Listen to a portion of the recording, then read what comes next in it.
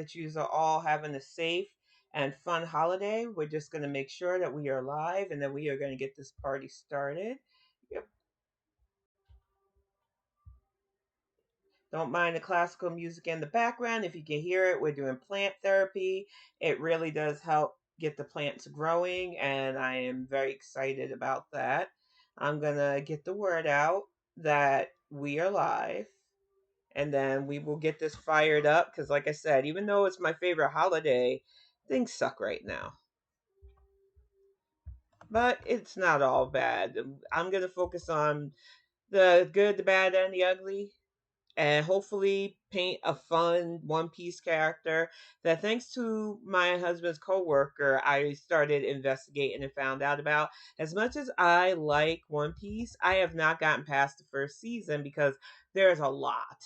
I used to watch it when I had TV Japan back in North Carolina, and I always thought it was a fascinating thing, but I wish I had started from the beginning because it's been over 20 years and there's a lot of story and lore, and I don't have time to invest in it as much as I want to. Okay, I am just getting this out. Alright.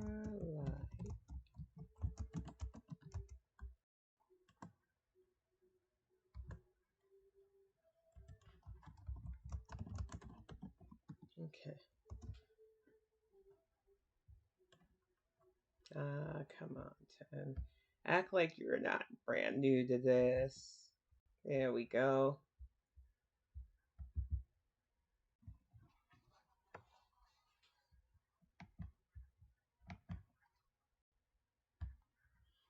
Okay, no more silence. I just wanted to make sure I got the link.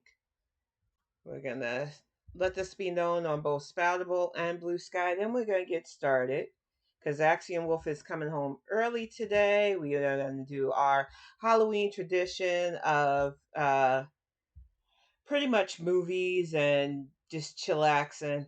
Normally I bake homemade pizzas and stuff, but today he's going to bring home stuff because the dough I have needs to rest at least another day. So that'll be a little Sunday treat for the family. But I really do hope that everybody is doing all right, and we're going to get things fired off with a little bit of social media stuff before we even start with Lawrence O'Donnell, because he's going to make some points that I think resonate with a lot of us voters about this regime. But I'm not one to pass by on tea. And my thing is, when you see tea, you speak about it.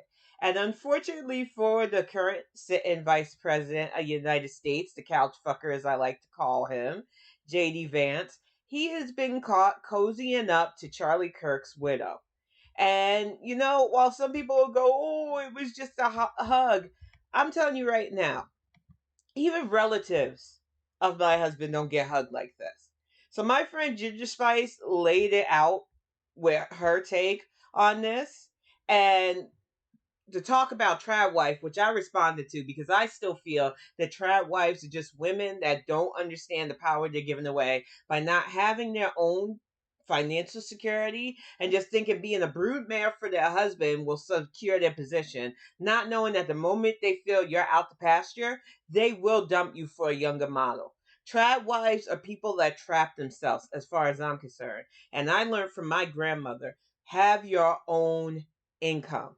Do not let any dude control every bit of financing your relationship because you will be sorry. And that was from a time where women didn't really have a lot of choice. But my grandmother was not having that. She did not want to be trapped. And I am so glad that I listened to her. I would much rather know that I'm in a secure relationship with a way out than be in an insecure relationship with no way out. But this picture says 1,000 words. Now, this might look innocent. Hand on her waist, a no. Her looking up at him adoring, but it's this picture that everybody has been talking about, and I don't even think that it shows the full hand on her near behind. And a lot of people are saying the same thing about his wife Usha, that your days are numbered. Because if this dingus wants to actually run for president, being a MAGA loyal, he can't have a brown wife. No matter how much self-hate you have for yourself, Usha, no matter how much anti-blackness and catering to white supremacy and adjacent white privilege you give, you're like every Southeast Asian that forgets for a moment that you're othered too.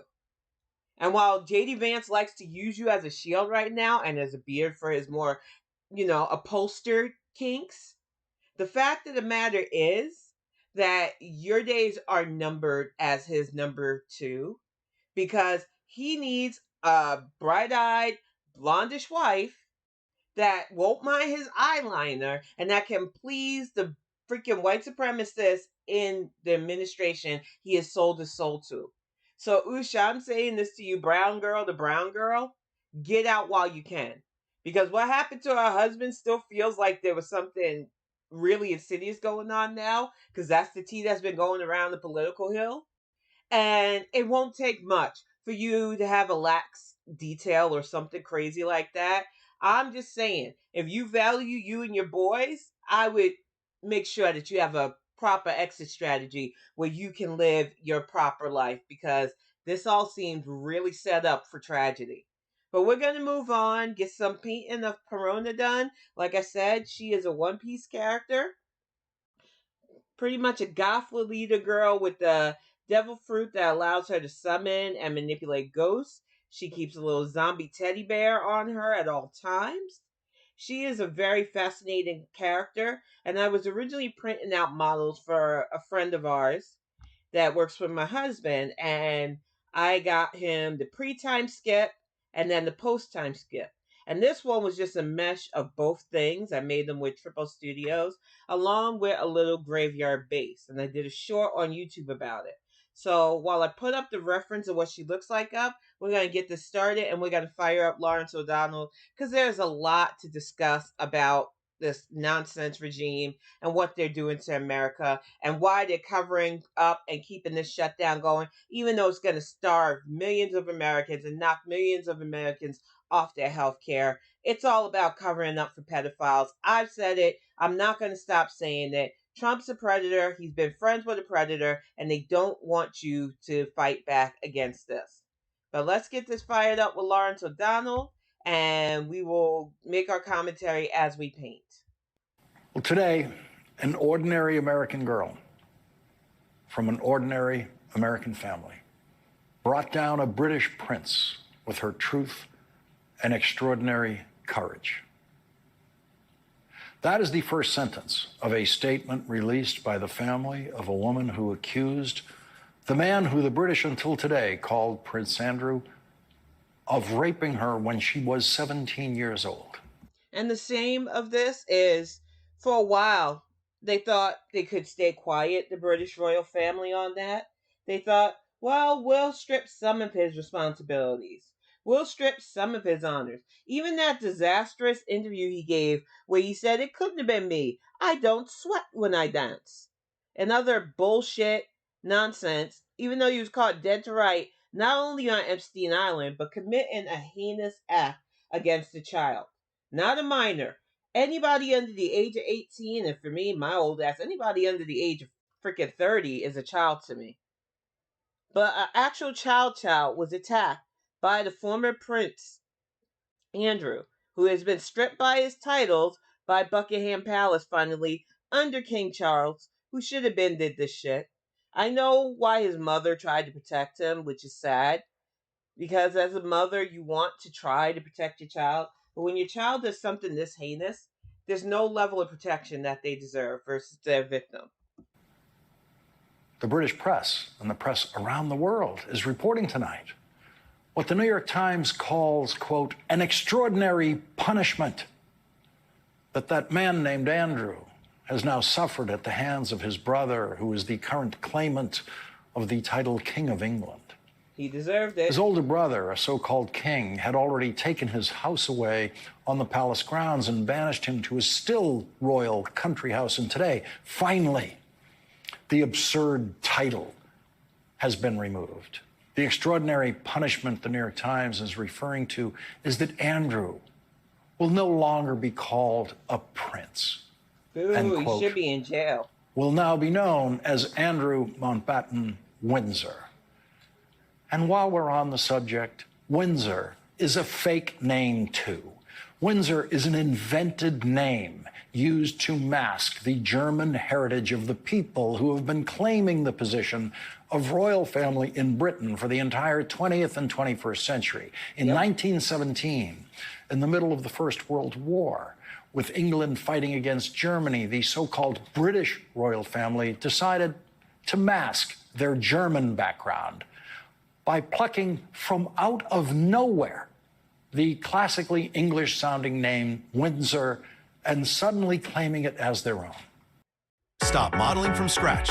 Whoa, ad already. But I love that he's breaking down that history because I bet a lot of people did not realize that about the alleged Windsors, or the fact that royals are literal cousin fuckers that get away with it because they're fancy. But if you stick those bitches in the South or Southwest, they be making jokes about it. So our society's already messed up because we allow literal incest to go unnoticed when it has a royal lineage. But the fact that some of these royal families' trees fork inwards should give you pause. It doesn't because a lot of people still romanticize this stuff like it's a fairy tale. Now, as much as I love Triple Studios and I'm affiliate, we're going to mute this. Here we go with the skip, and we're going to get back to Lawrence. Is a name change is not punishment. If you offered Jeffrey Epstein the option of being arrested and sent to prison as a child rapist or having to change his name, which do you think he would have chosen? And so now the big punishment for Andrew is that no one in Britain will call him the Duke of York or His Royal Highness, which no sane person anywhere ever should have called him? Yep. None of those preposterous descriptors of that human being have ever been allowed on this program. He had his titles removed from him on this program on the first mention of his disgraced name here. And nothing changed today.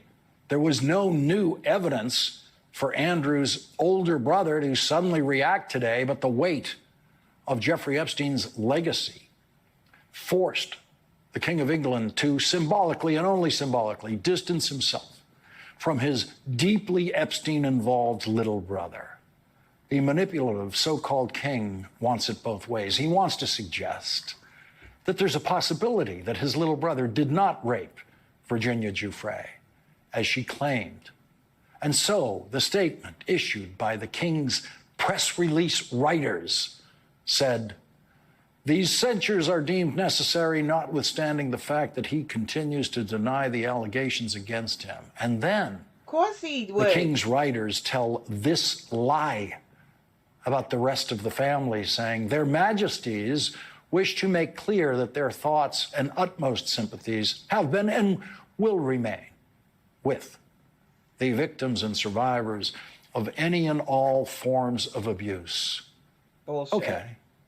Then give them the houses on your country estates. You just gave your accused rapist little brother another country house on your family's estates to live in for free for the rest of his life, and you claim that your utmost sympathies are not with your little brother, the accused rapist, but your utmost sympathies are with, quote, the victims and survivors of any and all forms of abuse. Do you mean any and all forms of abuse visited upon people around the world by the British Crown throughout its ugly history? Or do you just mean the survivors of any and all forms of abuse delivered directly to them by individual members of your family? Get him, Lawrence. The New York Times points out today that Charles and his little brother have done quite a job on that whole concept of British support of a monarchy during their public lifetimes. In 2023, a poll of British social attitudes by the National Center for Social Research found that 54% of people surveyed said that it was very or quite important for Britain to have a monarchy, compared with 86%. They are literally Britain's biggest welfare recipients, if I can be 100%. Everybody wants to get on the knocking welfare recipients train, especially in our country. But what do you call a literal royal family who really contributes nothing to the conversation anymore? I'm just saying, I don't understand the fixation personally. All they've done is prove that colonizers win no matter what time period it is. And that's a shame. Because with what Andrew has been credibly accused of doing, with his feeble attempts to try to distance himself from it and failing, all this stunt does is show that the royal family thinks that literal fake platitudes will cover the fact that they are literally hiding a predator. And it's not like we don't have those here. I'm looking at that 19 kids accountant fucked up family that allowed their son to literally attack his sisters and pretty much tried to protect Josh while their girls suffer. So it's like I said, they're far from the only family that does this. It's just blatant, and people are sick of it. And it ties into why our Senate and our Republican House has been working so hard not to do their jobs, because we know Trump has ties to this. In 1983, that 86% support of a monarchy was in the second year of Charles' first marriage to Diana, which ended miserably and helped drive support of the monarchy down every day, with Andrew then bursting into public view much later to drag it down into the mud, Yep, from which we can hope it then sinks and disappears. Agreed. The difference between the Charles who calls himself a king and the Donald who wants to be one is that Donald Trump does not care what comes after him. Charles wants the monarchy to live forever. Donald Trump knows that he cannot live forever. Donald Trump knows that his presidency cannot live forever. So Donald Trump knows that all he has to do is keep the Epstein files secret for the next 3.5 years. And the intensity of Donald Trump's apparent need to keep the Epstein files secret becomes more vivid every day, especially with every new day of the government shutdown. Yep. Congressman Robert Garcia is a leader of the Democrats who have joined with some Republicans in the House of Representatives who are trying to have the Epstein files released. And he now sees the government shutdown as being as much or more about the Epstein files as it is about the federal budget. It's criminal. It's outrageous that we have a duly elected member certified. The election's been certified by her own state. There's over 800,000 people in the state of Arizona with no representation in the Congress because Mike Johnson is afraid of the Epstein files and is currently right now playing cover up for Donald Trump and the White House. This idea that we now have a shutdown because they're too scared of the truth, they're too scared of getting justice for the survivors of women and girls that have been trafficked, as we know, in the past by Jeffrey Epstein and other powerful men. And so this shutdown has become, I think, really emblematic of the corruption in the Republican Party. We now have a shutdown because you are too scared of the truth. The shutdown. What I love about Ruben Galeo is, despite everything people tried to do to take down his campaign, he won in a state that normally leans heavily red. He got a seat that so many people were vying for. And he has been fierce and dedicated to the people of Arizona and to the Democrat Party. And he is one of the voices that I feel we should be amplifying instead of all the rest of the freaking noise.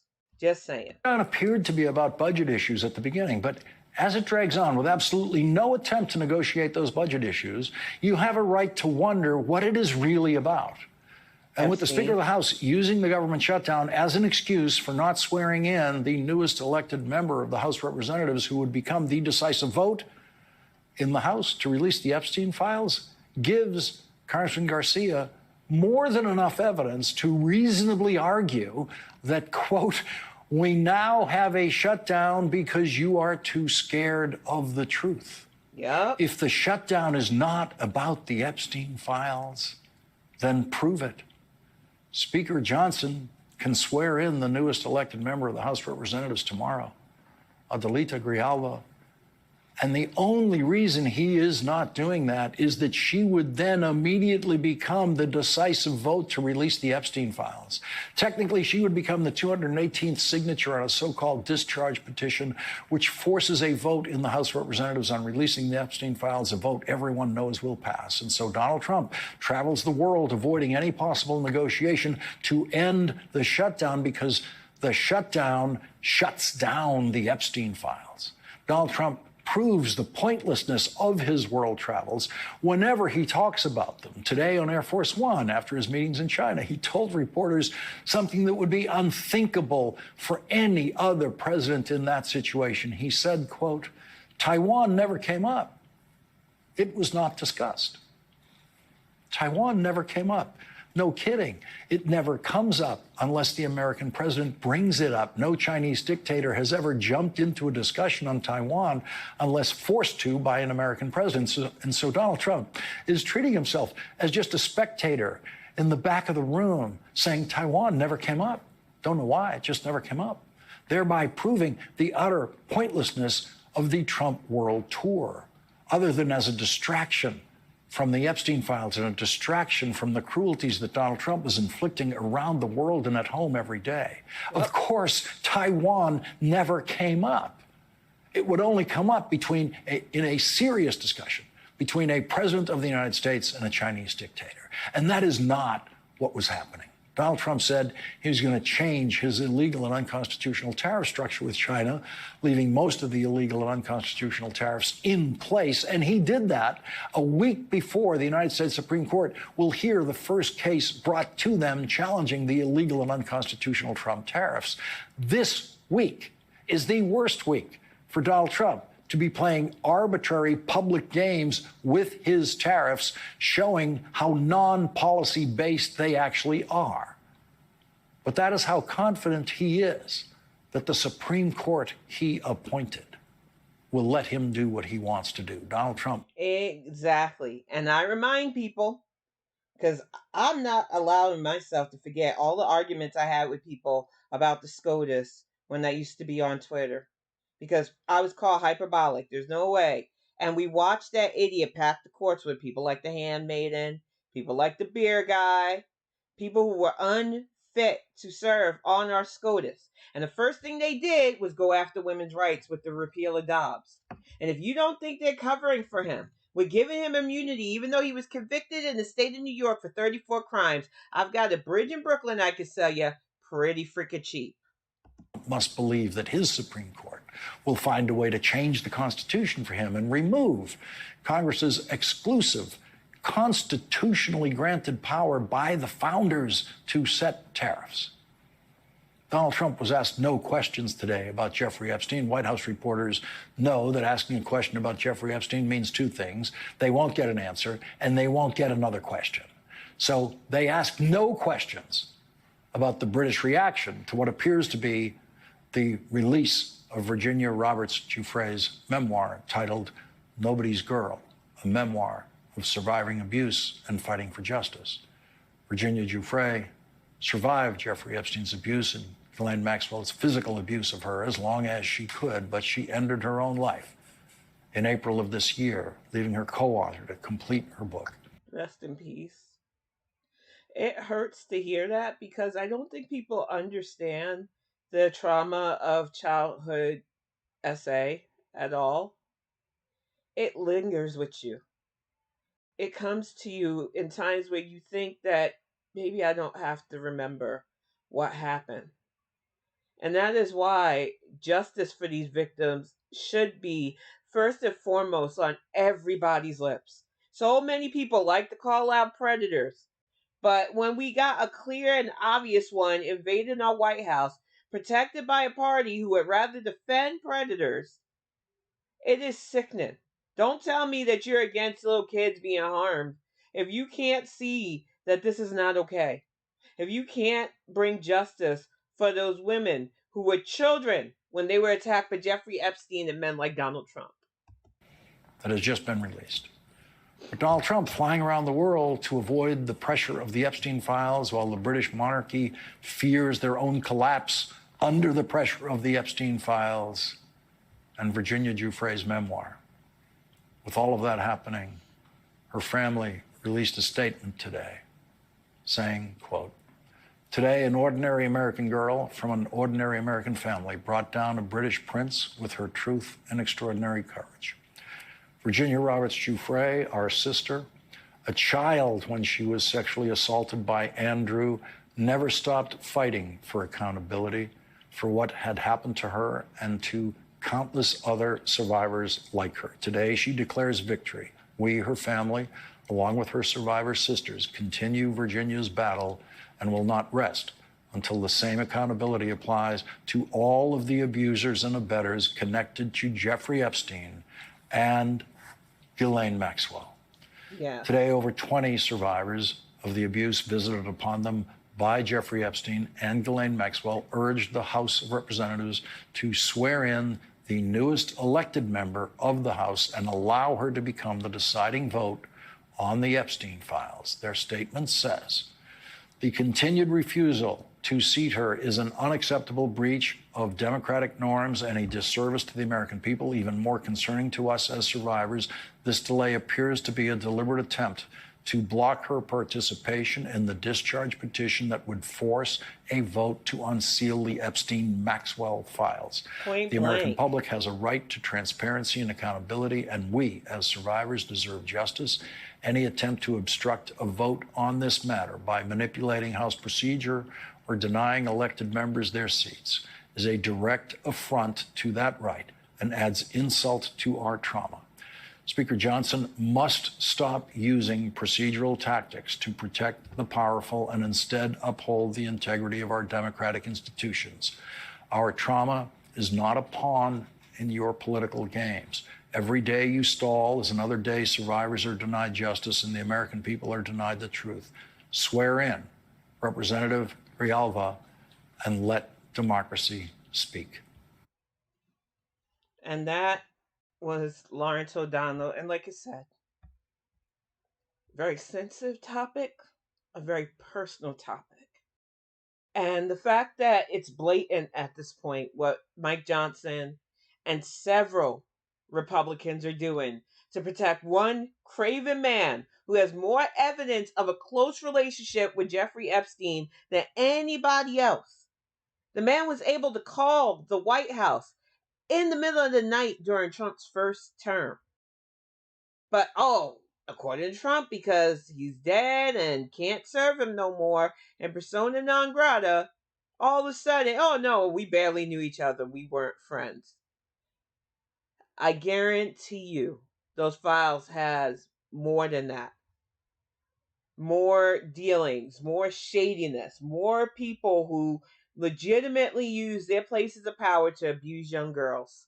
And it's sad that we have to fight constantly and watch blatant signs of just not doing his job and obstructing justice from hopefully soon to be former Speaker of the House Mike Johnson. I'm putting that in the ether. It needs to happen. But we're going to get Anonymous fired up because the walls are crumbling around Trump. People are getting sick of his shit from even within inside the party. I was surprised by at least one or two of the dissenters on this list. I knew Rand Paul had enough. And like I said, not a big fan of his, but at least he's had the guts to stand up. But he was joined by the main chick who is really worried about losing her seat. And several others, including Mitch McConnell. So we are going to fire this up while I continue to paint Perona. And I'm just like shocked, but not surprised that the Republicans are really getting tired of this. Trump is dragging their whole entire party down. And they can only do so much to keep protecting him. So let's get this fired up by Anonymous while I continue the paint job. We are anonymous. We are legion. We watch. We listen. We expose. And tonight, we bring you a story of betrayal that reaches the very heart of power in Washington. A story of a man who thought loyalty was his weapon, but discovered that even his own army could turn on him. Donald Trump, the self-proclaimed master of the deal, has been betrayed by his own Senate Republicans. The cracks in his empire are widening, and the despair inside his movement is spreading fast. It began in the Senate chamber, beneath the cold glow of the Capitol dome. 50 senators voted yes, 46 said no. The resolution passed. On this vote, the yeas are 50, the nays are 46. The joint resolution is passed. In that moment, the United States Senate, with the help of several Republicans, voted to cancel Donald Trump's tariffs on Canada, just days before they had done the same for Brazil, overturning his reckless trade policies that punished allies. Because, first of all, Canada didn't do anything wrong to deserve tariffs. They showed Ronald Reagan, in his own words, talking about how free and fair trade help America and help the globe. But the tantrum-in 80-year-old just couldn't take it. How dare you say that I'm wrong? And he tried to instate tariffs on the biggest importers to us for aluminum, paper, and lumber. Trump is an idiot. But then he tried to do it again to Brazil because they got rid of Bolsonaro, another Trump wannabe, and he thought, well, I'll punish Brazil for you. And the Senate said, enough. You are killing us financially. You are harming our party's image. And it's sad that it took all of this for them to realize that he was bad for business. But I'm glad that I get to say I told you so once again. And crippled farmers. These tariffs were never about strategy. They were about ego. Trump imposed them arbitrarily, vindictively, and without a shred of reason. Now the very lawmakers who once cheered his bravado were voting to strip his power away. Mitch McConnell, Susan Collins, Lisa Murkowski, and Rand Paul joined. I was shocked by Lisa Murkowski, too, because she was another one who I used to call, she must not be liked by her hairdresser. And I believe she was the senator that ran with the platform of holding a noose. Correct me if I'm wrong, but I do recall she was that person, and it was very controversial, but people tried to talk it off. And for her to join ranks with Rand Paul, Senator I'm constantly displeased, Collins, and Mitch freaking McConnell, this is really big. These are people that were MAGA loyal. Donald Trump appointed Mitch McConnell's wife, Elaine Chao, to head transportation in his first term. So for Mitch to say enough's enough, I don't think some of you realize how big this is in the world of politics. Joined Democrats to send a message, the first real sign that the Senate no longer fears him. The resolution passed 50 to 46, declaring that Trump's tariffs against Canada were unlawful and must be repealed. 2 days earlier, another vote had struck down his tariffs on Brazil. It was a rebellion from within his own ranks, a moment of clarity in a party that had lost its moral compass. For years, they enabled him, excused his chaos, defended his tantrums. But even loyal soldiers grow tired of fighting losing battles. The message was clear. The era of blind obedience is over. In the House of Representatives, the shockwaves continued. 14 Republican lawmakers sent a letter to the Trump administration condemning his bizarre plan to import Argentinian beef while bailing out Argentina's industry with $40 billion. When our cattle farmers are struggling, a lot of them are going to lose everything. What is his fascination with Argentina? We have given this country $40 billion, yet people who come here from Argentina probably will get rounded up by ICE. So something sinister is going on with that, and it's going to be the people who voted for him that hurt from this. Cattle farmers overwhelmingly, along with regular farmers, voted for a man who is literally giving money that could have saved your farms to fucking Argentina.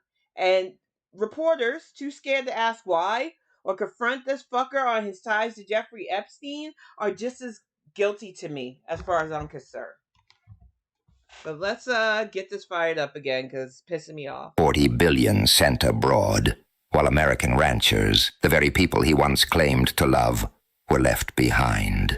The letter warned that such a move would devastate American cattle producers, expose the country to foot and mouth disease and destroy years of trade negotiation. Not only that, but it's a blatant in your face to the farmers that no matter how much you support this man, he will fuck you over without even giving you a kiss on the mouth.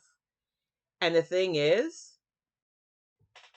all the stuff with foot and mouth disease already had me paranoid with Brainworm Guy running our FDA and CDC. I warned people, and I'm going to say it again. I made a thread about it before I yeeted Twitter. I've made follow-up threads on Spoutable and Blue Sky. Now is the time, before the end of this year, to buy meat products that can last by freeze drying them, to buy certain eggs and other products, because everything is going to become unsafe under this administration. And it's sad that I have to give such a warning, but those of you who don't want to heed that warning will only have yourself to blame when you get sick from the produce / meats and everything else that come through this administration. They're not even making it secret, the dealings that they're doing that will harm us. These were Trump's own allies, calling him reckless, incompetent, and dangerous to American industry. They weren't Democrats. They were Republicans. And they were done pretending. Trump used to brag, "The cattle people love me." Not anymore. The farmers he exploited are finally seeing through the illusion. He promised them prosperity and delivered betrayal. He claimed to be their savior, but acted like a fraudster, a con man running a $23 trillion Ponzi scheme built on bluster and lies. He is Bernie Madoff, with a red tie and a Twitter account, and his empire is collapsing. Meanwhile, the government shutdown he engineered has stretched beyond 3 weeks. Day 23, and counting. Federal workers unpaid, families uncertain, food programs halted, and the people are furious. Polls show that Americans overwhelmingly blame Donald Trump and the MAGA Republicans for this crisis. How could they not? He controls every branch of government, yet his administration offers no plan for health care. They don't have plans for anything, but remember what Anonymous just said, because a lot of us have been saying this. They control the House, the Senate, and the SCOTUS. The Republicans have the majority in each of those branches. Under Trump, they are steamrolling our rights and everything else. And those of you who still want to pretend to be woefully ignorant are letting America bleed out as these idiots gut us dry to fill their own coffers.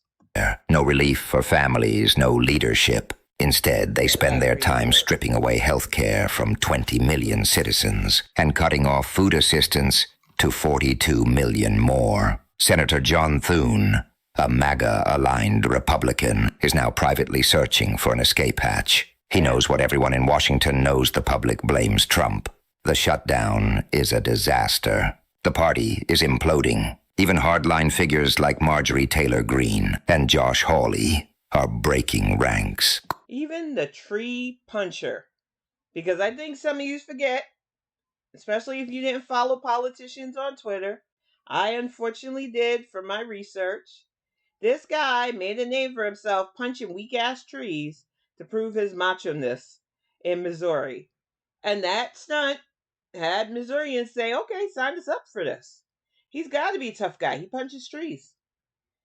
And now even he, who was a MAGA loyal until this shutdown, harmed his constituents, which I will give any Republican that understands that if your constituents are going hungry around the holidays and you're not doing fuck all about it, you got to realize at this point your job is over. Like, you are going to be replaced. So I will give the tree puncher this much. He at least is smart enough to see the writing on the wall. Calling Trump's cruelty unacceptable. They see what he refuses to see. The movement is turning on itself. Josh Hawley, the Missouri senator who once paraded as one of Trump's fiercest defenders, introduced legislation to keep SNAP benefits flowing during the shutdown. He said needy families in Missouri should not be going hungry because politicians in D.C. can't do their jobs. Well, there's You better be addressing Mike Johnson with that old Joshy, because I'm telling you right now, he is the main reason why this is happening, and you know that. Certainly enough time, and my bill also makes the SNAP benefits retroactive, the funding for them. So if there were to be a lapse, which I hope there would not be, it would be compensated for with back funding. Here's the bottom line. Needy families in Missouri should not be going hungry because a bunch of politicians. Needy families everywhere should not be going hungry. But as you hear, he is directly pleading to his constituents, please don't replace me. I know he's doing bad. I'll try to make it better. It's so obvious. In D.C. can't figure out how to open the government. I mean, that's the bottom line. This is day 23, this government shutdown. I was opposed to it on day 1. I'm opposed to it on day 23. I don't want to see children in our state not be able to eat, have to miss a meal because the government is shut down. Children, needy working families in the military and beyond, the adult, elderly, and the disabled are all going to suffer under Trump's cruelty and Mike Johnson's incompetence. And the politicians in Washington don't know what to do. I just think it's ridiculous. So I hope everybody will support this. I don't know who could be against needy kids being able to eat. I guess we'll find out because I'm going to try to. Sir, you've had Republican colleagues that have literally denied kids free lunch programs because, well, my kids shouldn't get this. Well, you can opt out of that. If you don't want your kid to have free lunch because you claim that you have privilege, then don't give your kids money to go and get their own lunch. But the fact that these Republicans try to act like they care about children eating is laughable. Half of these programs were created in states that you call blue. The Black Panthers are the whole reason why we have such programs for like Meals on Wheels, like free lunch programs, and really pushed for American citizens to get benefits because starving people are angry people. Starving people are people that will not be productive members of society. And the fact that he is saying this, like Republicans haven't constantly had a threshold of cruelty when it comes to people they deem unworthy, which is most poor people, is laughable. To give every senator the opportunity to vote on this. I'm going to take this to the floor as soon as I'm allowed to under the rules, and I'm going to try to get a vote on this. But bottom line is 650,000. Man, fuck the rules. You say as soon as I'm allowed to under the rules. If you care about Missourians as much as you are claiming, you will find a way to bend those rules. Because you'll be remembered for that, not for being a pussy and being afraid to legitimately push forth this bill of yours that will get SNAP benefits back.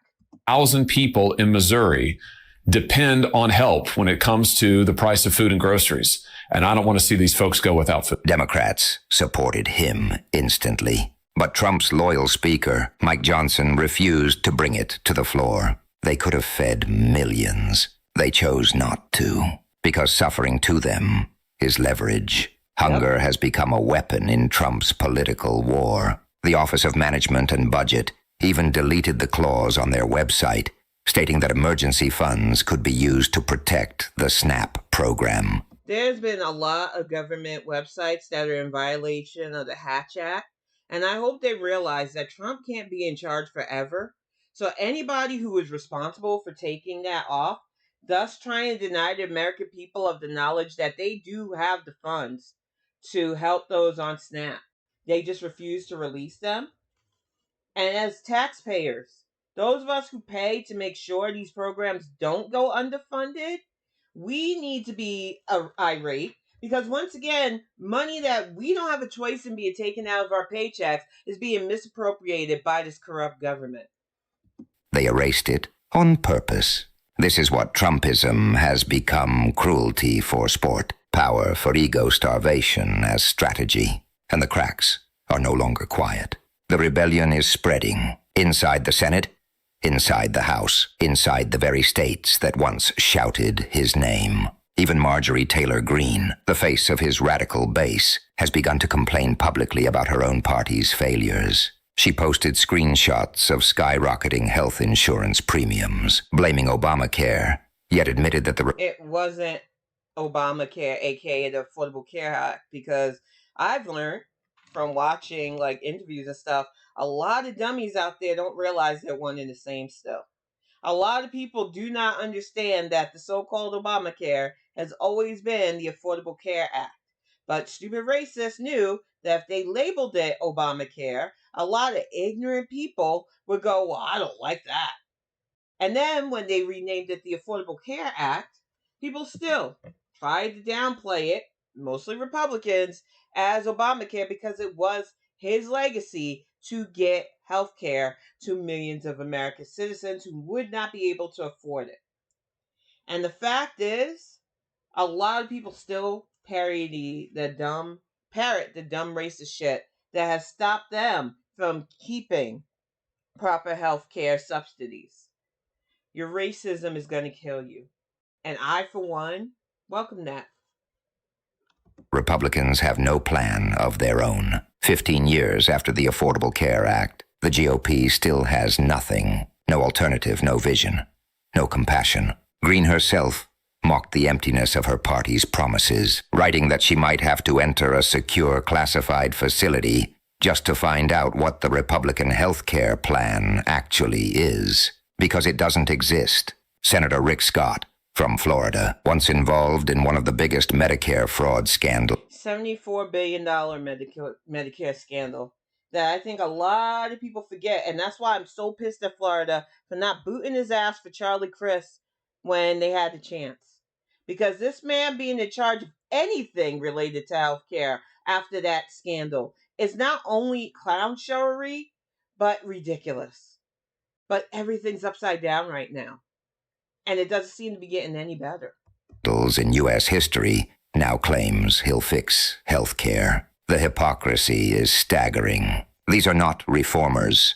They are profiteers. For years, they've tried to dismantle the Affordable Care Act, not to make health care cheaper or better, but to destroy Obama's legacy. Every repeal, every lawsuit, every smear was aimed not at helping people, but at erasing progress. Now the costs have soared, and the same politicians pretend to be shocked. They broke the system and call it evidence that government doesn't work. The betrayal runs deeper than politics. It's personal. It's in the kitchen tables of America. Families stare at grocery receipts that keep rising. Parents delay medical treatment because they can't afford it. Seniors watch their savings evaporate. Home prices climb beyond reach. Young people lose faith in ever owning one. And the man who promised to make America great again is nowhere to be found, hiding behind social media posts, blaming others, inventing enemies to distract from his own failures. Democratic Congresswoman Melanie Stansberry from New Mexico put it bluntly. Mr. President, Leader Thune, Speaker Johnson, if you are watching this, American lives are not a political game. 42 million Americans, half of them children, will not be able to put food on the table on Saturday in 3 days if you do not release the funds that have already been appropriated to fund the SNAP program. 42 million Americans. And this is a choice that you are making to starve American children, elders, seniors, veterans, people with disabilities, because you think that this is a political game, and we are not here to play.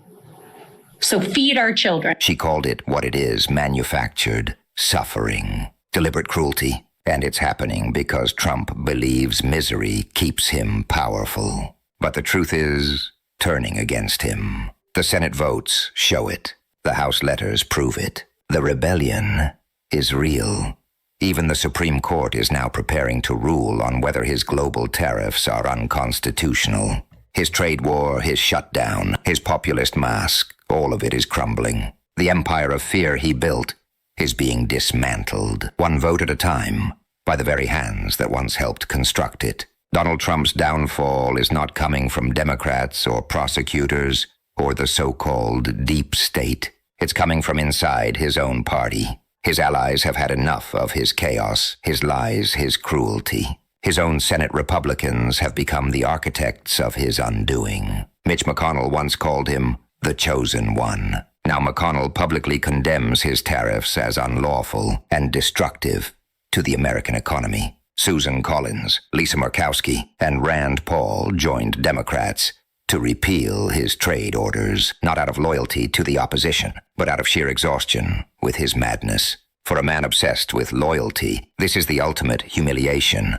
He believed fear could buy devotion forever. But fear fades, and reality always wins. His party now sees him not as a savior, but as a liability, a weight dragging them toward electoral disaster. The farmers he betrayed, the workers he ignored, the families he starved, they are watching, and they will not forget. The illusion of invincibility is over. The myth of the strong man has cracked. Behind the bluster, behind the shouting, behind the endless talk of greatness, lies only weakness, the weakness of a man who cannot lead, cannot listen, and cannot accept the truth.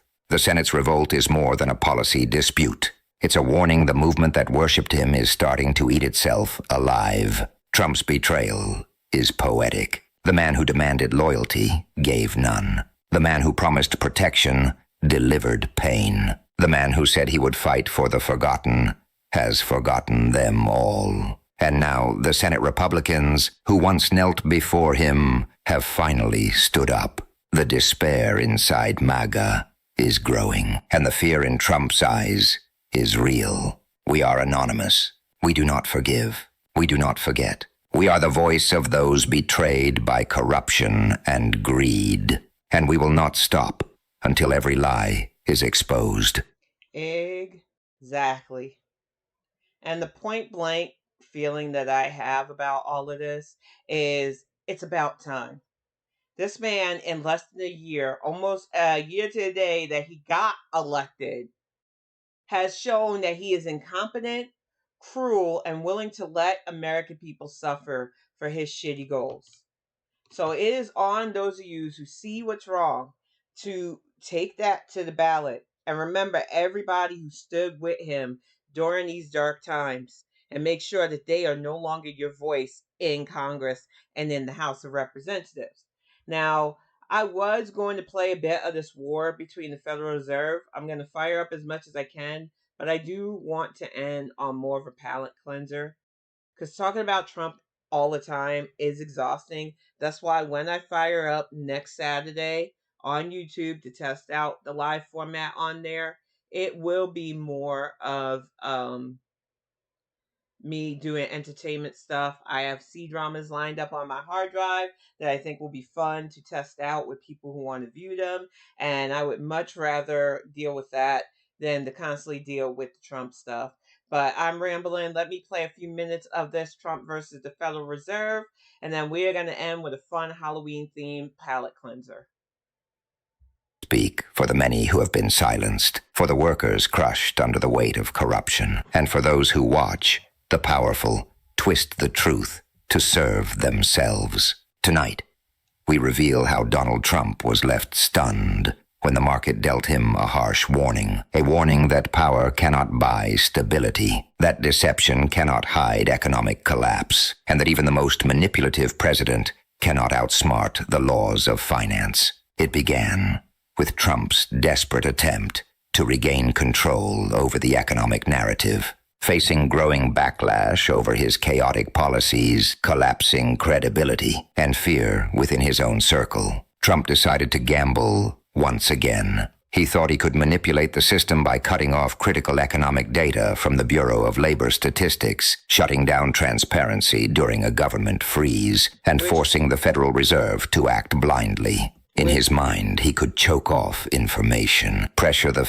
which was something a lot of us was saying the shutdown was really about. Because I know a lot of you are thinking, oh, it's just an Epstein file cover-up, and that's part of it. But he did not want those numbers of job data being released because it looks super bad. And outside his MAGA morons who have blamed President Biden for this, no, it's Trump.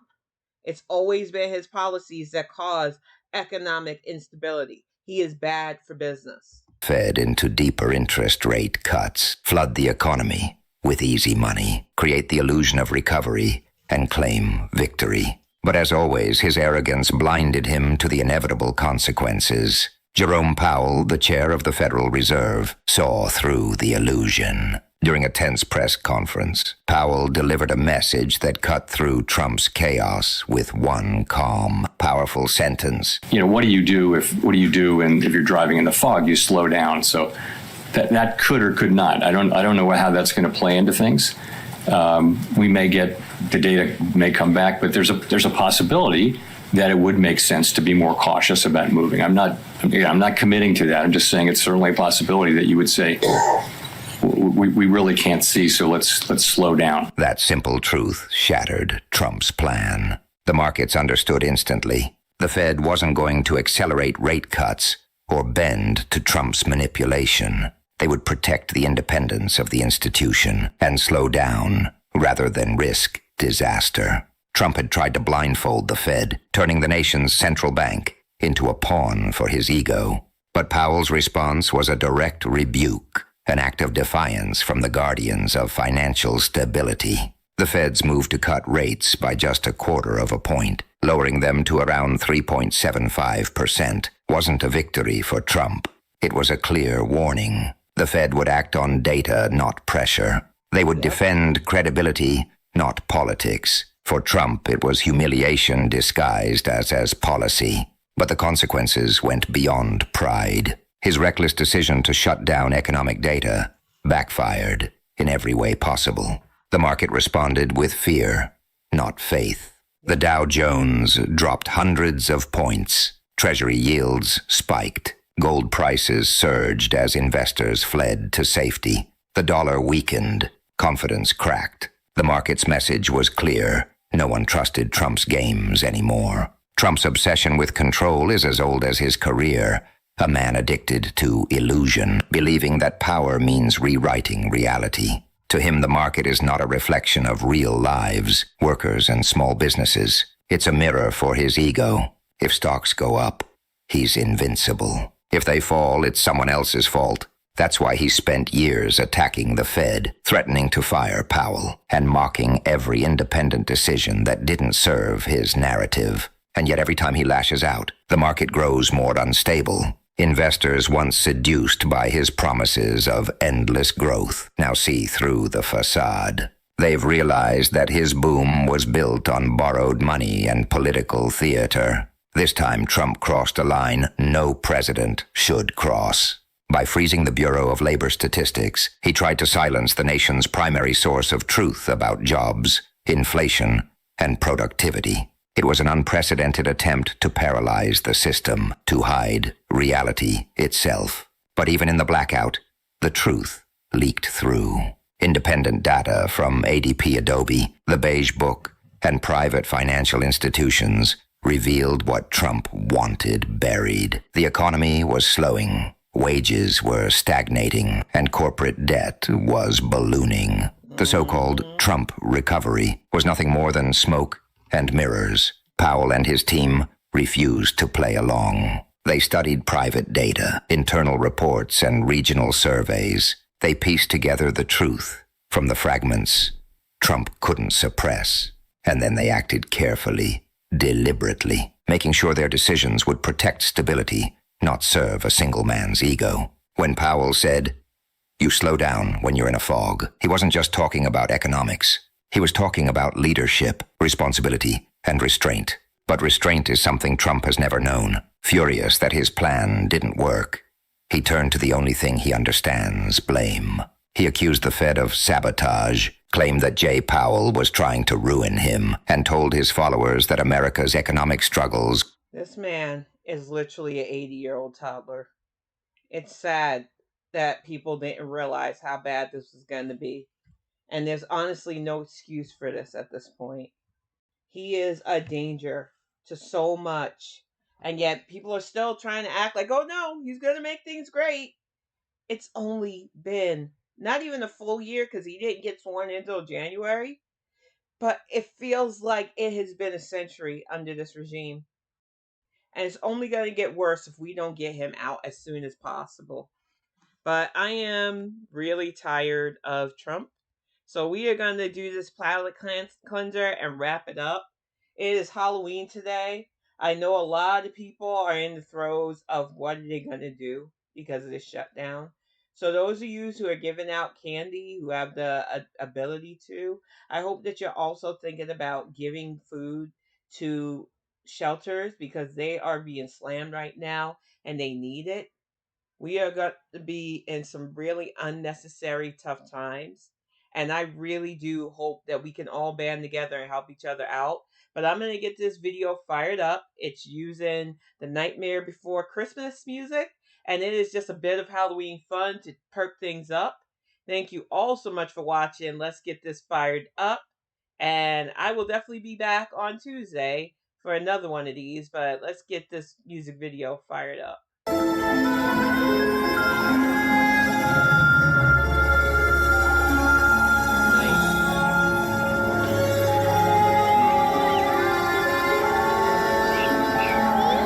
'Twas a long time ago, longer now than it seems, in a place that perhaps you've seen in your dreams.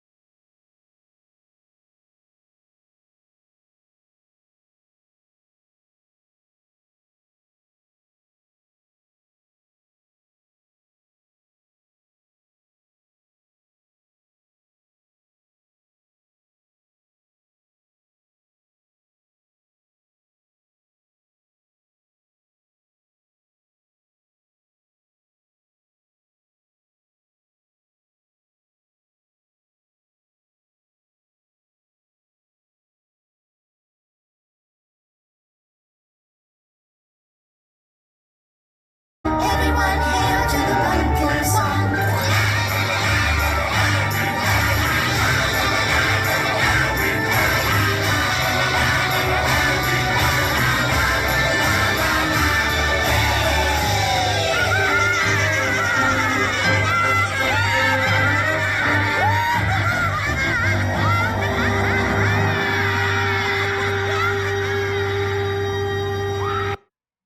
Happy Halloween, y'all. See you next week.